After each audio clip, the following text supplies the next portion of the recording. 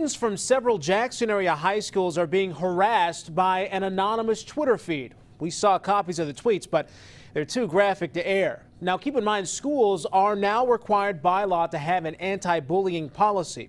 Shannon Kantner tells us if this is a growing trend and what schools are doing to stop it. Schoolyard bullies have turned to cyberspace. You see there's hundreds and hundreds of tweets about students that are just humiliated in their business, and if it's true or not, still I don't think it's right. Neither does her principal, but cyberbullying, in this case someone creating multiple anonymous Twitter accounts and even posting pictures of students, creates a gray area. Electronically, what may come to you may be different than what it is.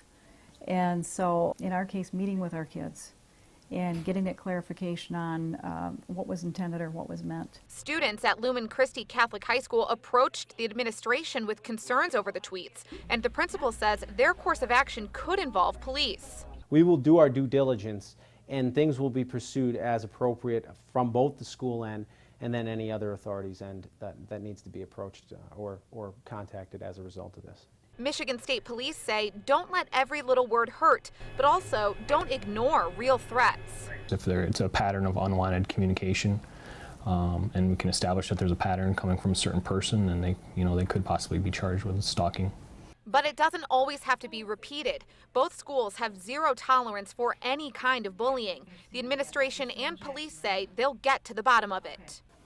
I don't really care to know who it is, but I just think whoever it is needs to stop, and because it's not funny. In Jackson, Shannon Kantner, Fox 47 News. State police say they can issue search warrants for IP addresses to find cyberbullies. Now, parents, you'll want to pay attention to your kids because a change in behavior could be a sign of being a victim.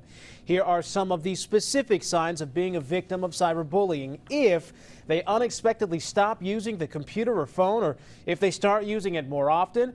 Another sign, they get nervous or jumpy when a text message or social media notification pops up.